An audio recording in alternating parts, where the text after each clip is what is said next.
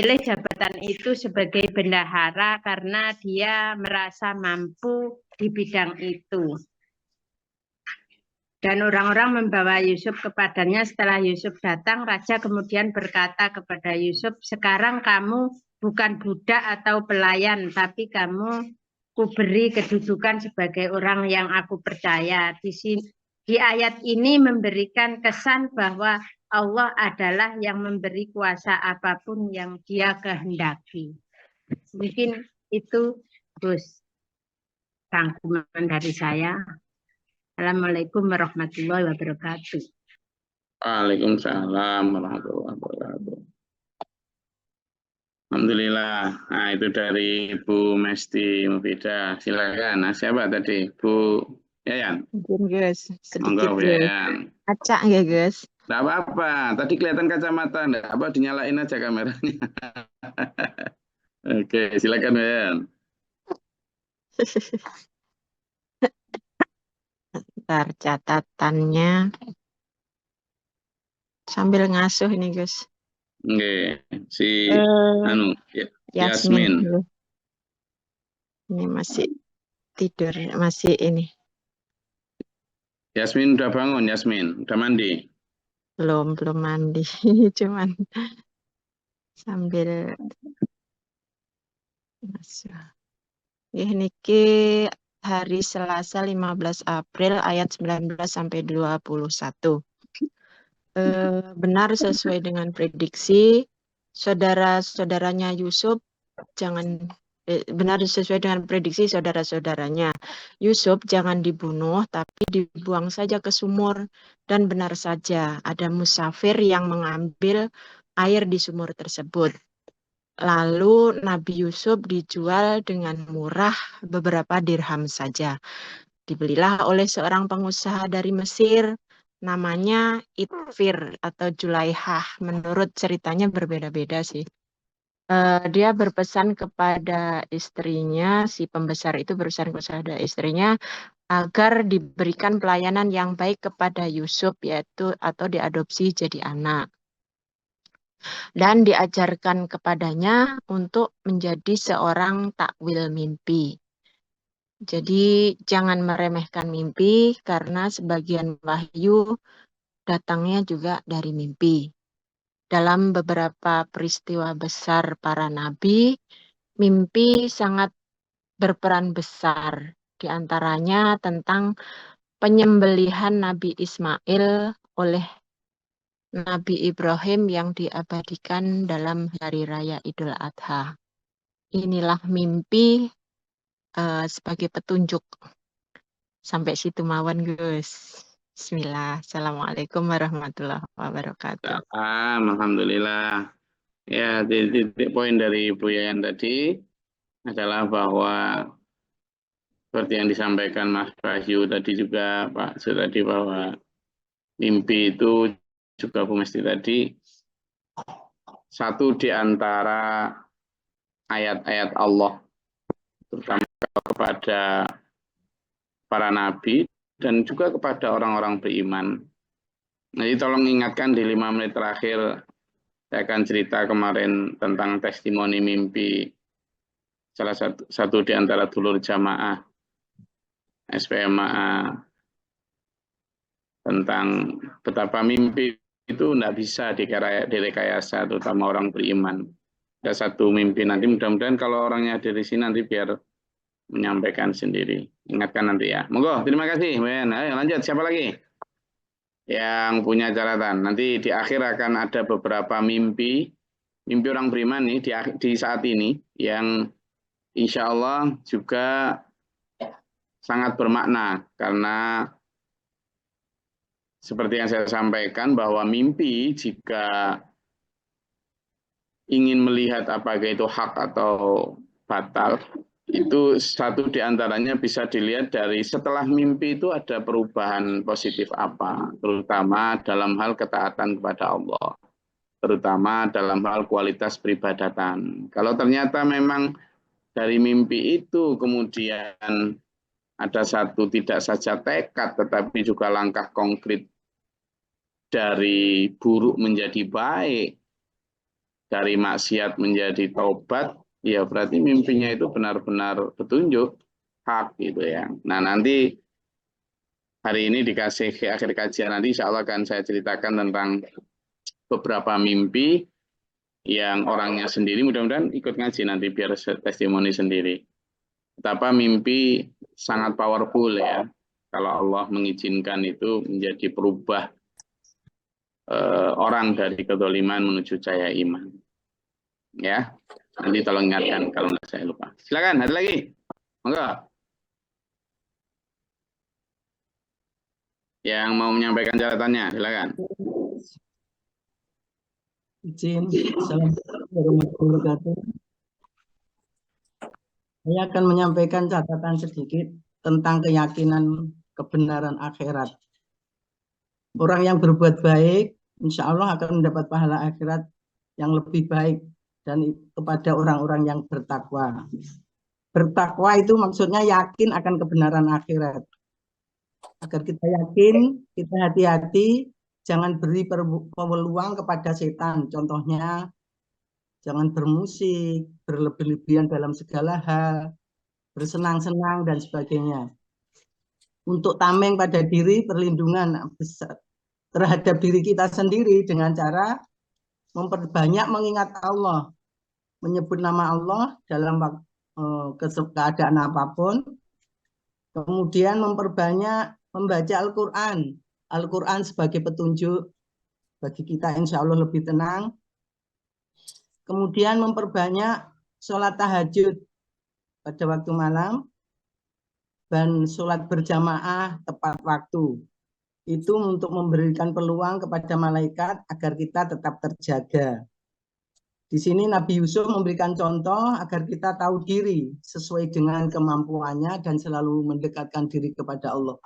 Insya Allah itu Gus catatan saya yang saya ingat.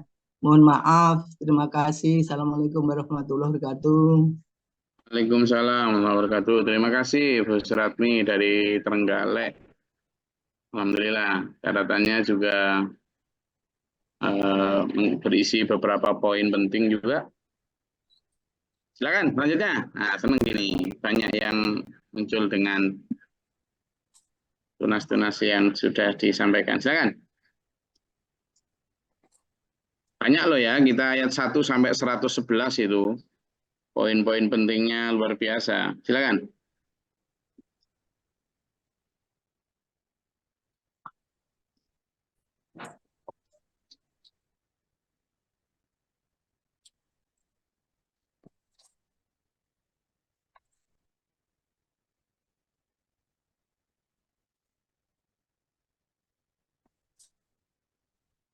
Enggak?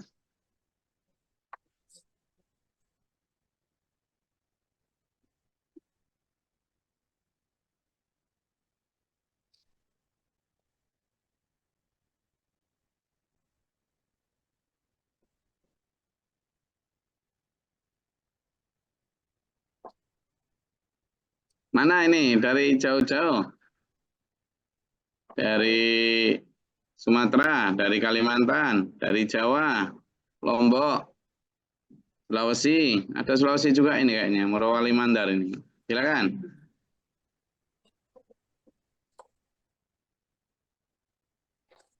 Apa yang sudah didapat? Ingatan atau catatan atau hal-hal penting yang di-highlight, di garis bawahi. Sehingga layak untuk di-share kepada kita-kita. Ini semuanya murojaah, mengulang kembali, dan juga kemudian supaya kita refresh. Karena bisa jadi apa yang sudah kita pelajari itu mungkin ada yang terlupa atau terlewatkan. Nah, sebelum kita masuk ke surat baru, ada baik penting kita untuk mengulang kembali. Nah, gilirannya sampean sekarang. Silakan. Saya yakin kok semuanya mencatat meskipun hanya dalam ingatan. Dan tidak apa-apa, hanya dalam 1-2 kalimat disampaikan. Mohon maaf Gus, menambah dari ketakwaan tadi ya Gus. Sedikit yang ada. Cara menahan kesabaran diri terhadap perbuatan dolim itu termasuk yang bertakwa tadi, Gus, insya Allah. Jangan pernah balas kebencian orang. Kemudian mendoakan orang yang benci kepada kita agar diberi petunjuk dan rahmat dari Allah. Jangan pernah mendoakan yang jelek kepada orang yang membenci kita. Orang yang bertakwa itu insya Allah menahan marah dengan ikhlas, sabar, berusaha untuk sabar. Memaafkan walau tidak yang benci, yang salah kepada kita tidak meminta maaf. Sadar bahwa semua orang itu pasti akan mati pada waktunya. Kemudian memaafkan orang yang salah akan mendapat pahala dan menghapus dosa-dosa kita. Insya Allah itu, Gus, tambahan. Mohon maaf semuanya. Terima kasih. Terima kasih. Itu tambahan tentang ketakwaan. Oke. Siapa lagi? Silakan. Jangan malu, enggak apa-apa, enggak ada yang salah. Semuanya akan dinilai sebagai kebaikan karena kita sama-sama refresh. Enggak?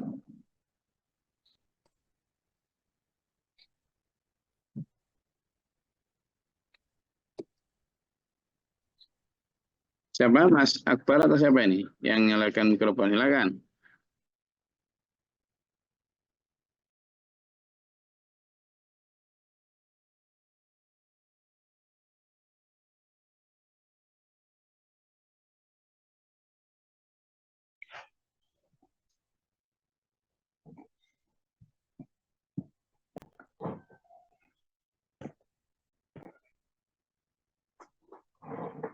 Silakan Mas Walio.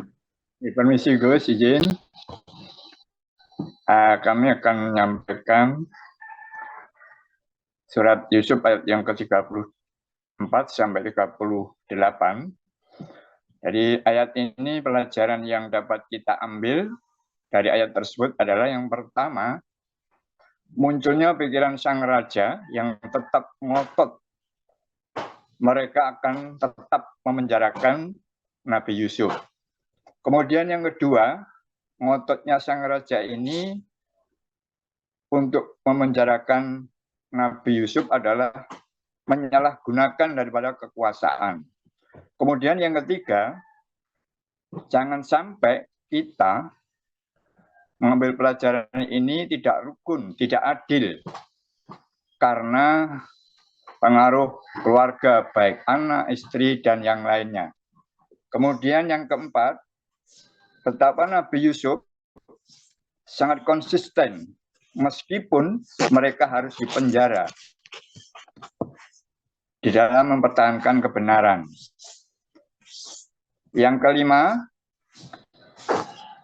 kita mengambil pelajaran terpenjara secara sosial. Kalau di dunia luar ataupun di luaran kita, tetangga kita yang sedang berjoget-joget, TikTok dan sebagainya, kita jangan sampai ikut-ikutan. Kemudian yang keenam, Nabi Yusuf sudah menyatakan diri meninggalkan agama nenek moyang, kembali kepada ajaran kebenaran. Kemudian yang ketujuh, ketauhidan itu adalah karunia yang terbesar daripada Allah. Ini catatan yang dapat kami rangkum di dalam ayat ke-34 sampai 38. Terima kasih, matur nuwun. Mohon maaf.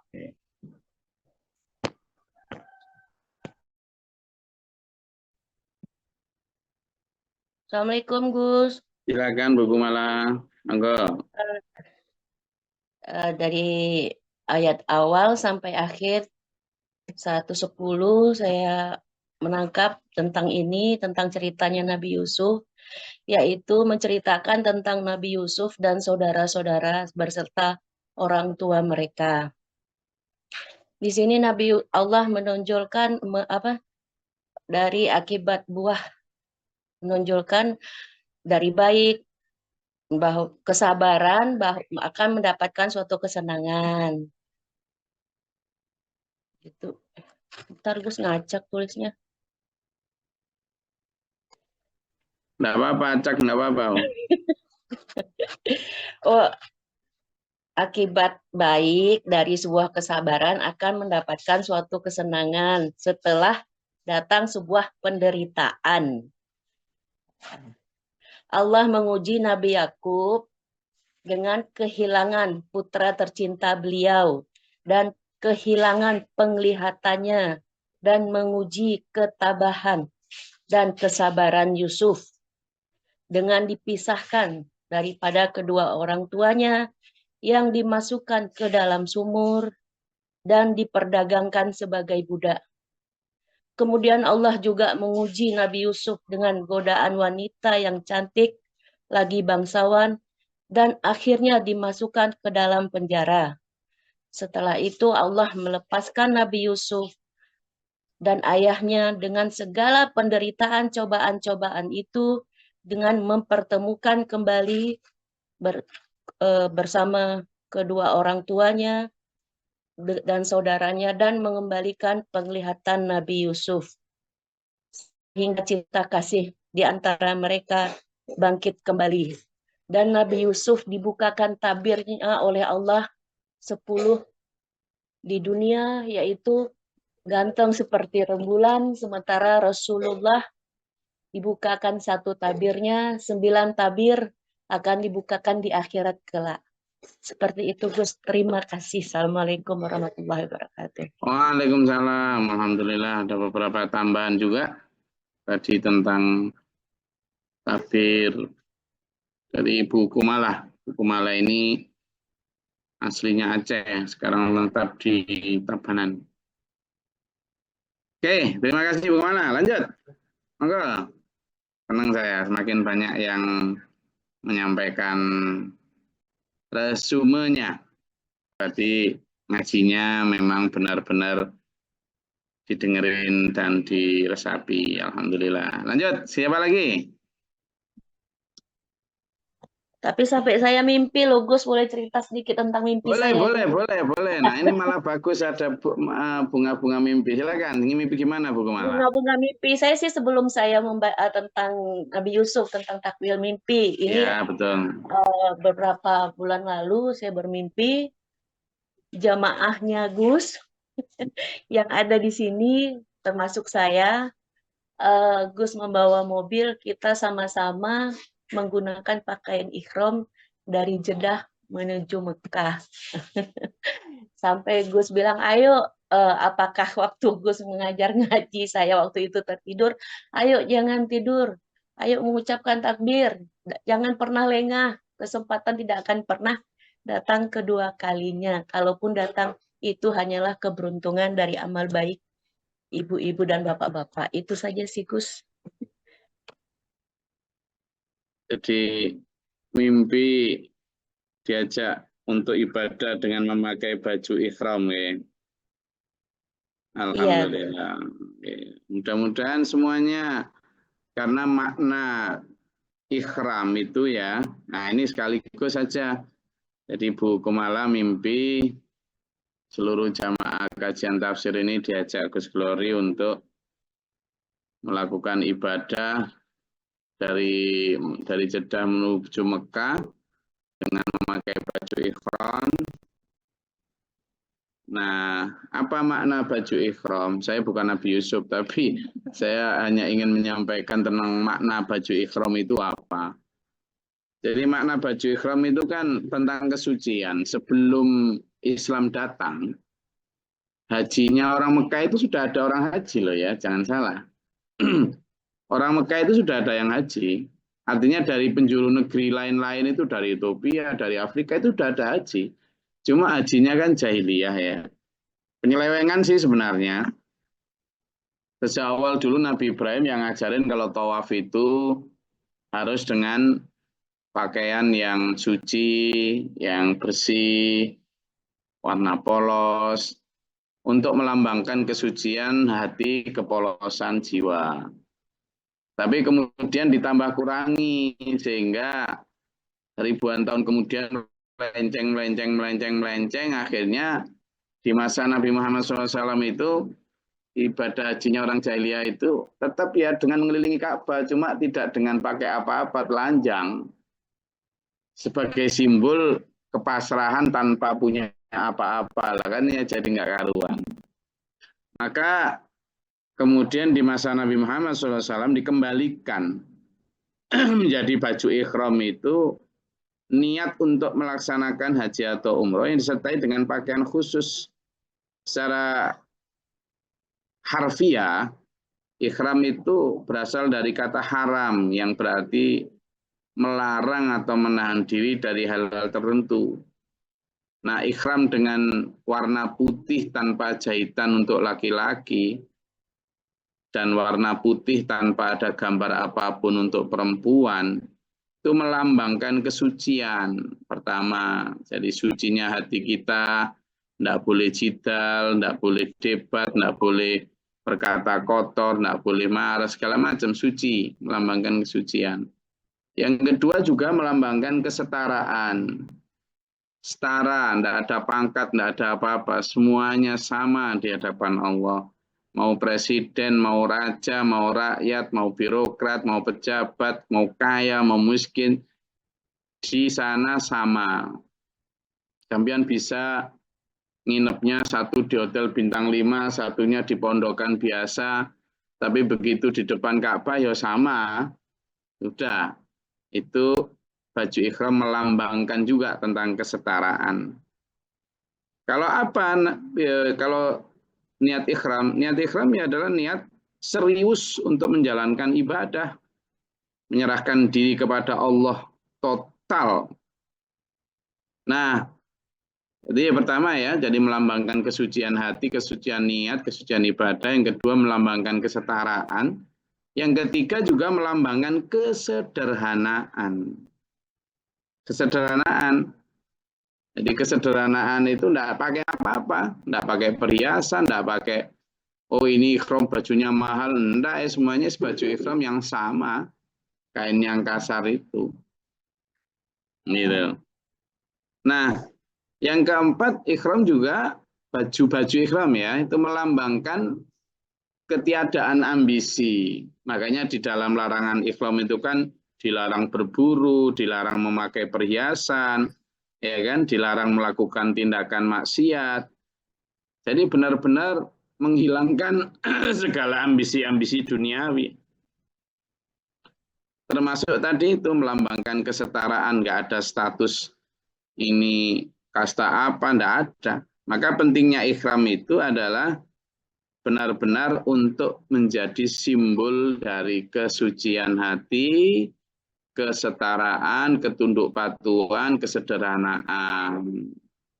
Maka kalau tadi Bu Kumala bermimpi seluruh jamaah ini diajak oleh GG Gus Glory untuk memakai baju ikhram di dalam beribadah perjalanan dari Jeddah ke Mekah, itu melambangkan bahwa ayo kita dalam ngaji ini benar-benar suci, tulus, ikhlas.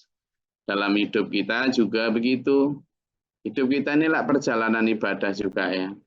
Jeddah ke Mekah itu, kalau biasanya, kalau dulu saya memang haji itu mendarat pertamanya di Jeddah. Lalu perjalanan ke Mekah, setelah dari Mekah seluruh ritual rukun haji selesai, baru kemudian ziarah ke Madinah.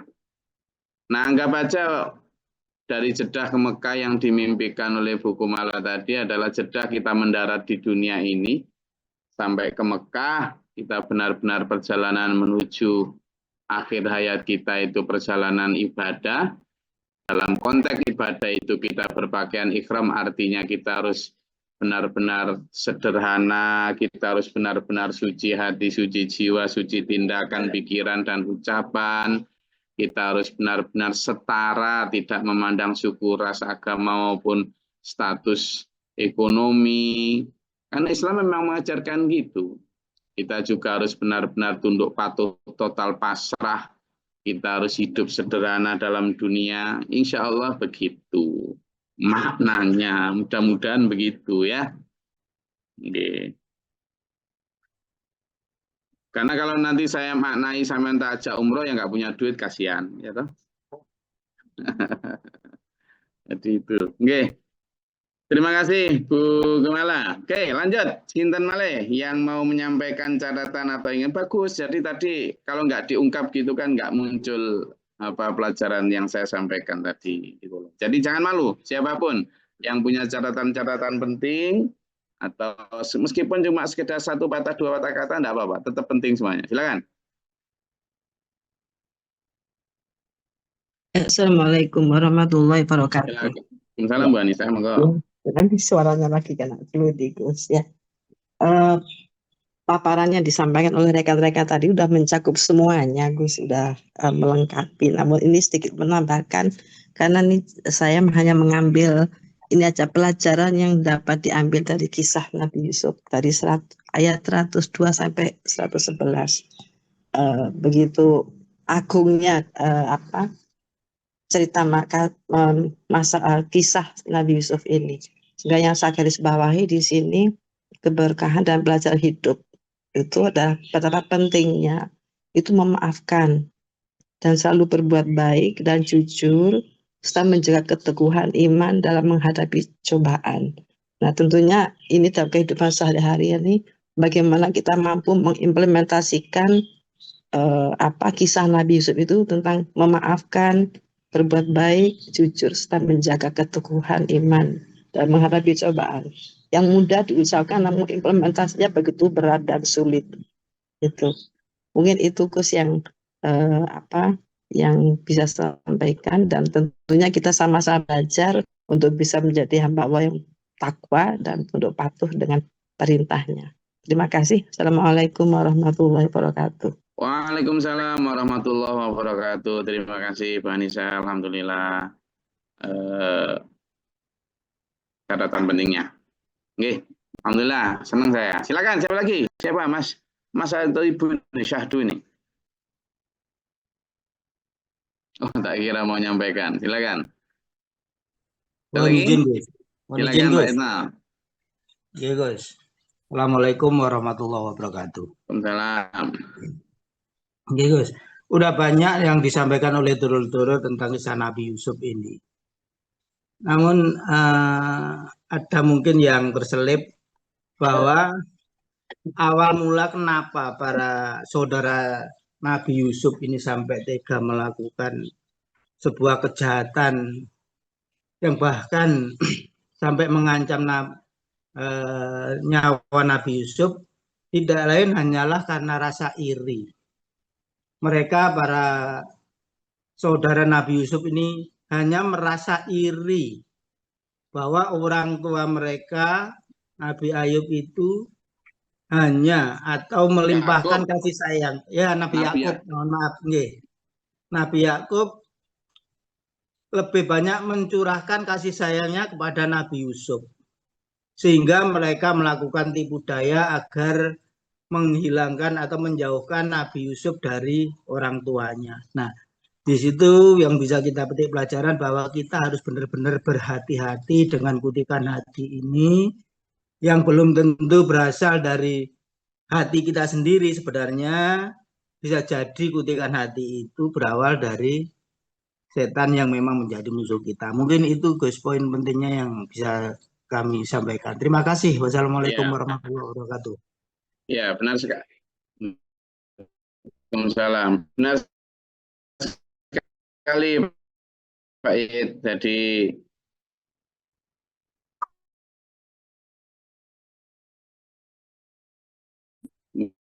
iri itu memang iri kepada Nabi Adam, sehingga yaitu juga yang mendasari saudara-saudaranya Nabi Yusuf melakukan kejahatan ya karena iri. Gitu. Oke, ada lagi?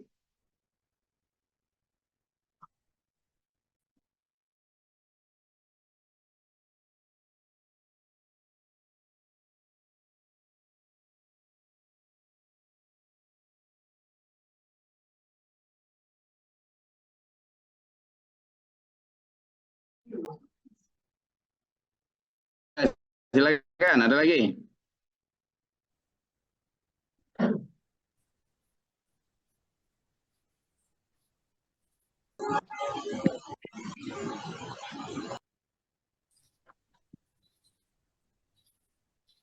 monggo. Dari mana? Dari Pak Slamet atau Pak Lampung Tengah Makassar, Pak Slamet atau Lampung Tengah, silakan. Assalamualaikum warahmatullahi wabarakatuh. Izin Gus. Waalaikumsalam, Pak Slamet dari Makassar, silakan. Inggih, memperhatikan dan memanai surat Yusuf yang ke-12 ya.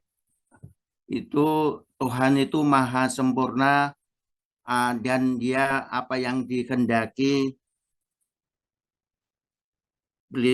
Allah telah membuktikan bahwa dengan menciptakan Nabi Yusuf yang nggak cukup ganteng dan budi pekertinya yang baik, dan beliaunya saya mengambil 5 di ayat 55, biarpun beliau sudah menjadi orang dekat dengan raja, tapi beliau tidak mencari jabatan yang memuluk, jadi sesuai dengan kemampuan beliau sebagai penjaga dan sebagai jadikan aku bendaharawan negeri Mesir, karena sungguhnya aku adalah orang yang pandai menjaga dan berpengetahuan. Jadi dengan hikmah ini beliaunya Nabi Yusuf tidak mencari jabatan yang berbulut, tapi sesuai dengan kemampuan dan pengetahuannya dia. Itu yang saya sampaikan. Itu aja Gus, terima kasih. Assalamualaikum warahmatullahi wabarakatuh. Waalaikumsalam warahmatullahi wabarakatuh. Alhamdulillah, terima kasih. Oke, satu. Bisa? Pak Irwan? Atau siapa? Satu lagi yang bisa untuk melengkapi semuanya. Sebelum saya sampaikan tentang, mungkin ada dulur yang mau testimoni tentang mimpinya. Silakan. Siapa? Dari Pak Irwan Rosadi Tabanan atau dari Lampung tadi?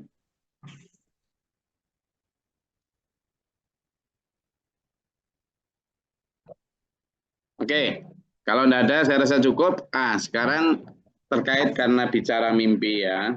Dan saya yakin seperti yang kita yakini bersama bahwa hadis yang menyatakan mimpi orang beriman itu adalah termasuk tanda-tanda kebenaran Allah, tanda-tanda hidayah, ya, bahwa mimpi itu bisa lewat siapapun. Termasuk mimpi yang dialami oleh raja itu, yang ditakwilkan oleh Nabi Yusuf. Itu juga bukan mimpinya orang beriman, tapi Allah memberi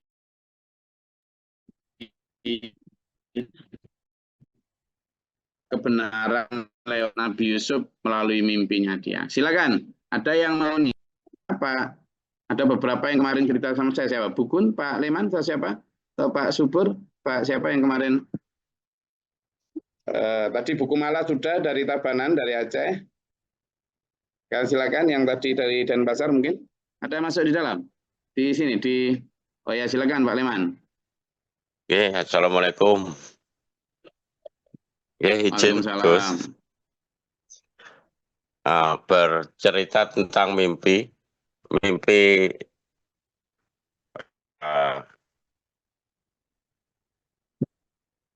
mimpi yang saya alami mungkin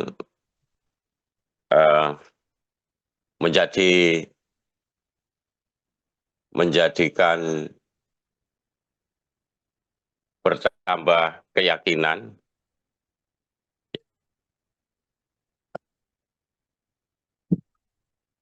Jadi awalnya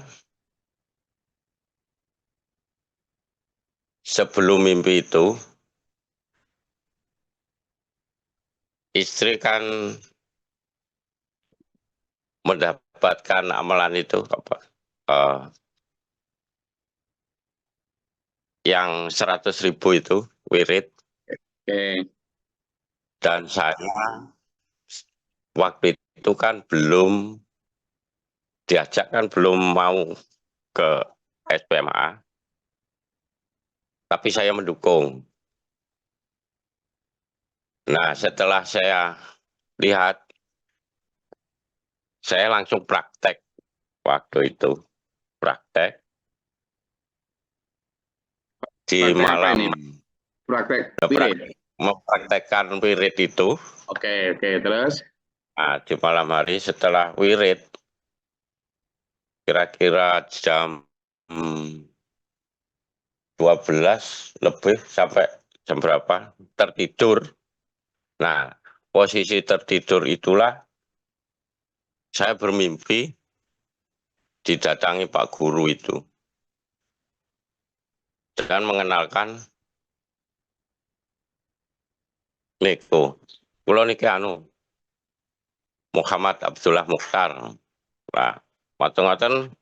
Nah, setelah bertemu kan diajak, monggo temut kula. Nah, kula waktu niku kaget, keluar keringat dingin.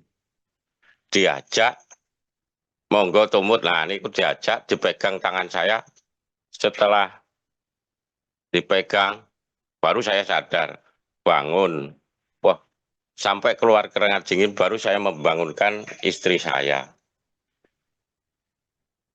Dan saya tanya kepada istri saya, Bu, Pak Guru, siapa namanya?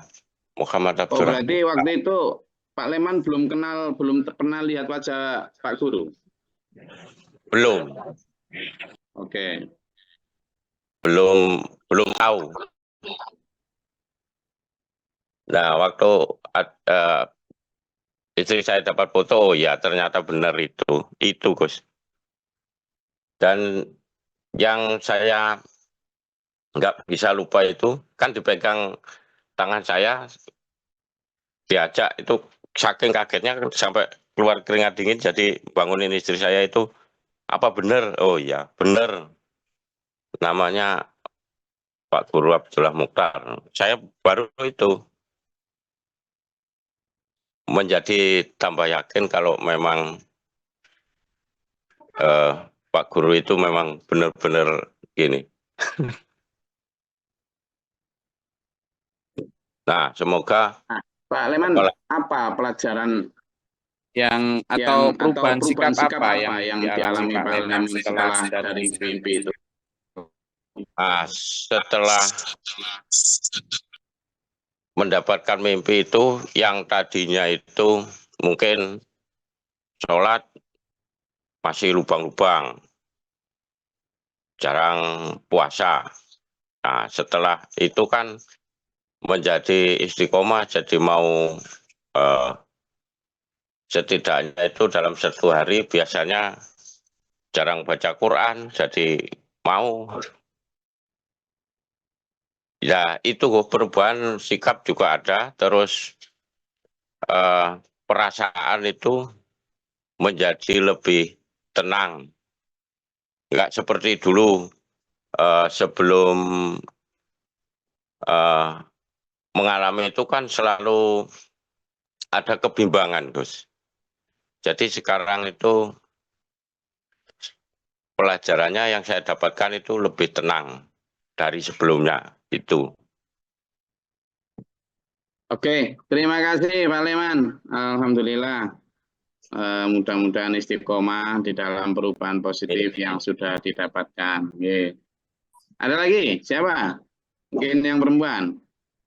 Siapa? Tadi kayaknya ada Bugun tadi. Bugun atau Pak?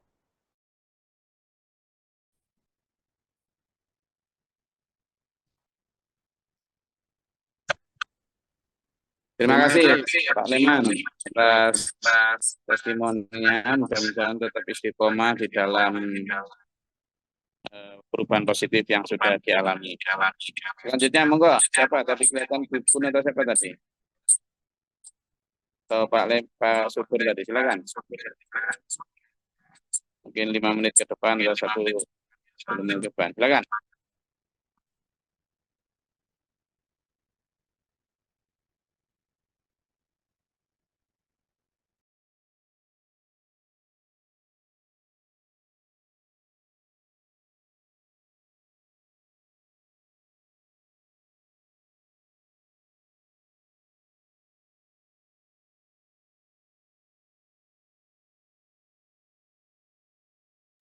Oke, mungkin kita lanjutkan besok ya, karena beliaunya belum hadir.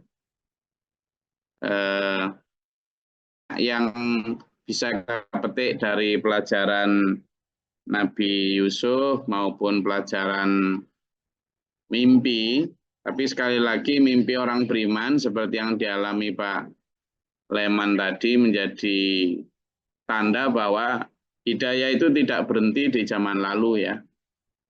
Artinya apa yang disampaikan Quran itu berjalan dan berlaku sampai hari ini. Tidak hanya berhenti di masa lalu, tidak hanya berlaku di masa lalu. Mulai dari mimpinya Bu Kumala tadi sampai mimpinya ini. Ada? Pak? Siapa? Izin, Tadi Gus. yang saya adakannya Pak Subur atau Pak Wahyu atau Pak silakan. Izin, Belum Gus. kita akhiri. Assalamualaikum. Oh, pokok, Mas Subur. Oke. Silakan Pak Subur. Assalamualaikum warahmatullahi wabarakatuh. Waalaikumsalam. Oke, ada waktu singkat nih, monggo. Karena itu HP-nya beberapa hari kan juga error, Gus. Karena saya klik nanti nggak di-errorkan. Sekarang lanjut, silakan. Gimana? Gus. Apa yang mau mimpi apa yang mau diceritakan, terus perubahan positif apa yang dialami setelah mimpi itu? Silakan Pak Subur. Assalamualaikum warahmatullahi wabarakatuh. Dulu-dulu semua di seluruh Indonesia, bahwasanya saya semenjak masuk SMA tahun 2014 itu saya masuk SMA 2014, setelah masuk itu dapat 6 bulan ya, kira-kira 6 bulan. Saya itu alhamdulillah belum tahu ya wajah beliau Pak Guru itu ya belum tahu. Nah, di waktu mimpi saya itu beserta istri saya, Bagus, anak saya Yusuf, itu perasaan saya itu mimpi mau sholat. Nah, di waktu mau sholat kan saya duduk ya, sholat sunat dulu, duduk berempat jemaat bersama keluarga. Di waktu itu tiba-tiba itu dari arah belakang ada orang yang orang tua berbaju putih, jubah putih, itu ngimamin saya. Nah, setelah itu saya kan juga terbangun kaget loh. Saya kok diimami orang tapi saya nggak tahu itu siapa gitu. Nah, di lain waktu kan berdekatan mau hari raya tuh, saya berkunjung di salah satu jamaah itu, di rumahnya itu saya kaget. Kagetnya gimana? Saya itu kagetnya itu gimana ya? Dalam hati saya itu, loh itu kan yang ngimami waktu saya bermimpi itu ya, yang ngimami saya waktu bermimpi itu, sholat itu, terus saya itu dalam hati saya kan bercerita waktu itu kalau nggak salah Gus Glory pernah saya ceritain, cuma kan ya Pak lupa waktu itu di 2014 tuh. Terus dalam hati saya itu, apakah ini suatu hidayah? Nah, ketepatan itu kan saya juga ya namanya masih baru ya, ya jamaah baru kan, kita kan kadang masih celana jin robek-robek itu waktu kerja bakti, terus sing kelihatan itu, terus di waktu itu beliau Gus Dori juga mengarahkan bahwasanya waktu kerja itu kan makan, saya kan juga makan sambil tangan kiri, apalagi berdiri. Terus saya ingat sekali waktu itu beliau Gus Dur itu bilang bahwasanya makan sambil duduk, jangan tangan kiri, ayo. Kan saya ingat sekali sampai sekarang bahwasanya di perubahan saya itu ya ingat sekali bahwasanya SPMA itu sekecil apapun itu udah ditanamkan dari hal-hal terkecil. Saya ingat sekali, Pak. Jadi perubahan diri saya itu itu jadi apa ya, mimpi itu mungkin jadi pegangan bahwasanya itu sampai sekarang saya merasakan bahwa kebenaran tuh dari SPMA tuh saya meyakini, benar-benar meyakini bahwasanya 90%, 99% itu saya yakin di akhirat nanti bahwa SPMA benar-benar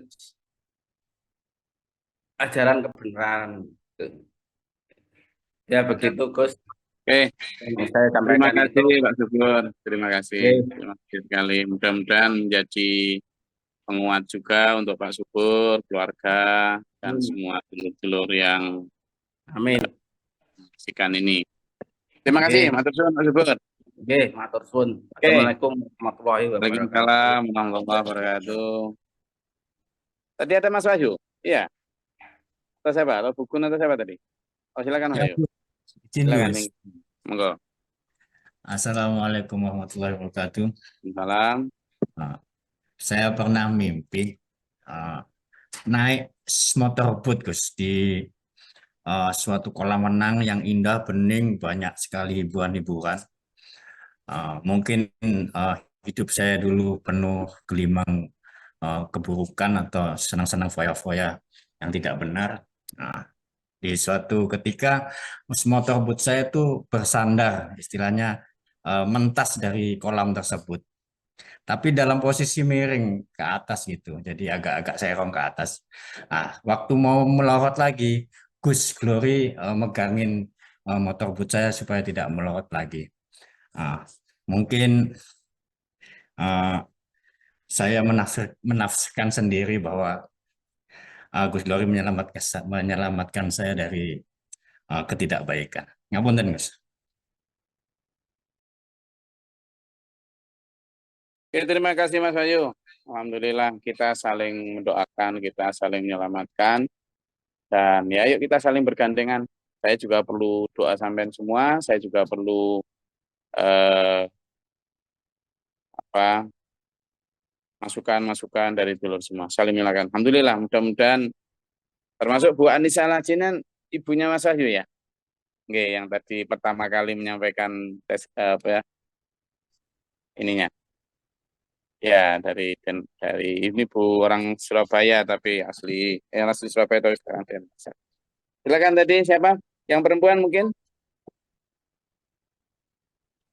Nggih, Assalamualaikum Gus. Oh, waalaikumsalam. Bu Gun. Oke, silakan Bu Gun. Oke, monggo. Mohon maaf sebelumnya. Kalau memperkenalkan diri, kalau Bu Gun. Sebelum SPMA dulu pertama kali saya ikut ngaji itu masih ya orang nggak jelas gitu Gus. Maksudnya belum ngerti arah hidup kita tuh kemana, harus bagaimana itu nggak tahu.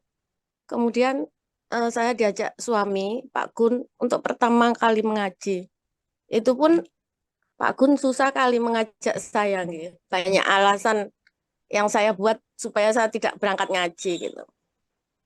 Terus kemudian suatu hari itu saya diajak Pak Gun ngaji ke dalamnya Gus Glory yang saat itu masih gubuk gitu. Masih 2 kamar, saya ingat sekali. Tapi saya saat itu ngaji tuh niki mboten memperhatikan sekeliling, cuma sekedar hadir gitu aja, memperkenalkan diri sebagai istrinya Pak Gun.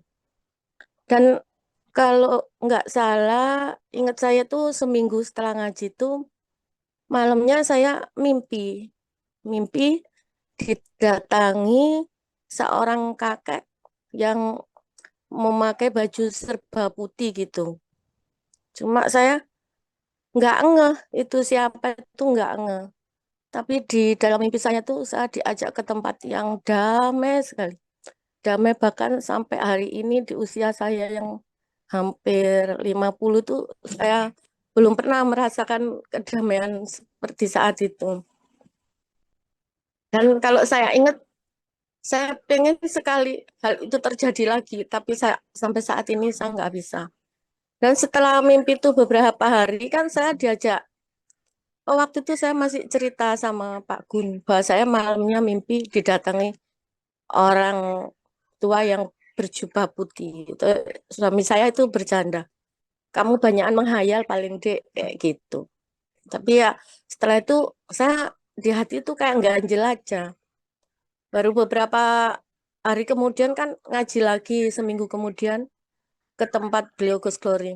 Dan saat itu saya kaget karena saya lihat di dindingnya Gus Glory itu ada foto yang datang di saat mimpi itu. Saya baru ngeh. Waktu itu saya sampaikan ke beliau Gus Glory bahwa saya mimpi beliau yang ada di gambar ini.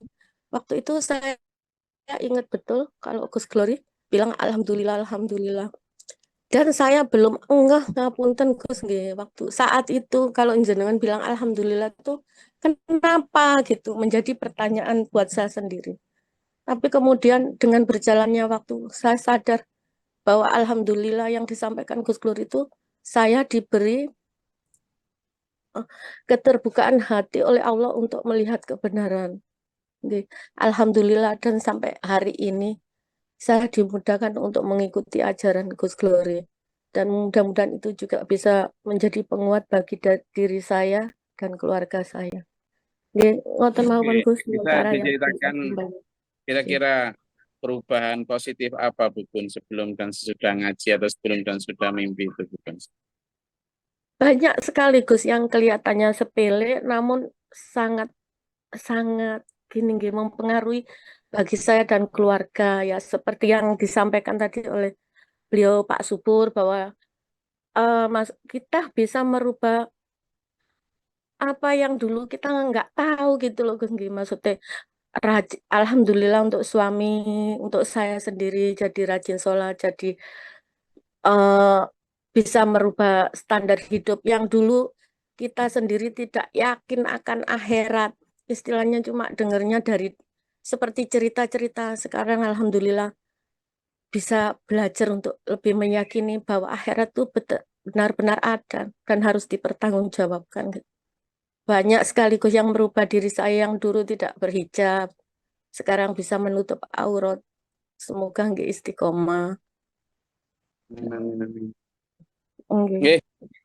Terima kasih sekali Bu Gun, matur suwun. Mudah-mudahan juga menjadi penguat Bu Gun sekeluarga khususnya dan sekeluarga yang ada di sini. Oke. Matur suwun. Assalamualaikum. Waalaikumsalam warahmatullahi wabarakatuh. Siapa ini? Mbak Suratun? Oh enggak. Oke. Oke, terima kasih. Mudah-mudahan bermanfaat berfaedah. Allah merahmati kita. Meskipun sampai jam 7.18, tapi mudah-mudahan insya Allah bermanfaat semua untuk kita, menjadi penguat kita. Jadi begitulah ternyata petunjuk-petunjuk Allah lewat mimpi, baik dari yang sudah terjadi ribuan tahun yang lalu sampai hari ini, ternyata Allah masih memberikan petunjuk-petunjuk itu, dan itu tidak mungkin rekayasa. Apalagi kemudian diikuti dengan perubahan-perubahan baik, dengan perubahan-perubahan positif dari yang buruk menjadi yang baik. Oke, kalaupun nanti ada mimpi-mimpi baik lagi yang berdampak positif, silakan nanti bisa diceritakan dalam kajian-kajian selanjutnya, enggak apa-apa. Terima kasih, mudah-mudahan bermanfaat ya Allah. Alhamdulillah, berkah martatillah. Dulu-dulu diberikan kesehatan jasmani rohani, usahanya diberikan kelancaran, persoalan-persoalannya semoga Allah berikan jalan keluar yang terbaik. Kalaupun punya hutang-hutang, semoga dilancarkan di dalam pelunasannya. Kemudian keluarga sudah diberikan Allah keluarga yang menjadi saleh dan salihah, dan kita dituntun di dalam siratal mustaqim ila akhir hayat. Amin. Allahumma sholli wa sallim barik ala sayyidina. Allahumma fil mu'minal mu'minat wal muslimin muslimat wal ahya'in. اللهم اهدنا فيمن هديت وعافنا فيما عافيت ولنا فيمن توليت وبارك لنا فيما اعطيت وقنا شر ما قضيت فانك تقضي ولا يقضى عليك وان لا يذل من يعز من انت تبارك ربنا وتعالى الحمد لله ما قضيت واستغفرك واتوب اليك. اللهم ادفعنا البلاء والوباء قد حسن من الجن والشياطين سمك ربنا نتينا والإناس كابنا من قبل ذلك فنا ولا تجعل. ربنا آمنا فاكتبنا مع الشاهدين ربنا لا تزغ قلوبنا بعد إذ هديتنا وهب لنا من لدنك ربنا ولا تحملنا ما لا طاقة لنا به واعف عنا وارحمنا أنت مولانا اللهم لا تنسنا من كاذبين اللهم حسن قومك وبالله ربي أعوذ بك من همزات الشياطين وأعوذ بك ربي أعوذ بك من شر اللهم افتح لنا باب رحمتك اللهم أنزل علينا رحمة ودود والإنكار اللهم أفرغ لنا صبر السبيل من أنفسنا من الكافرين اللهم فادر اسمنا وعن الله بفائدة الرسول أعوذ بالله من شر البلاء وبدرك الشقاء والغداء شملة العبد اللهم كن قلبك والصبر الجنة الخاتمة ربنا هب لنا من أزواجنا وذرياتنا قرة أعين واجعلنا للمتقين إماما ربنا اتنا في الدنيا حسنة وفي الآخرة حسنة ربنا تقبل دعاء إنك أنت السميع العليم اللهم لا يمدد الصدور اللهم سلم بعبادنا اللهم على كل شيء قدير سبحان ربك رب العزة عما يصفون وسلام alhamdulillahi rabbil alamin. Wassalamualaikum warahmatullahi wabarakatuh. Waalaikumsalam warahmatullahi wabarakatuh. Waalaikumsalam warahmatullahi wabarakatuh. Ij'alhu lana imama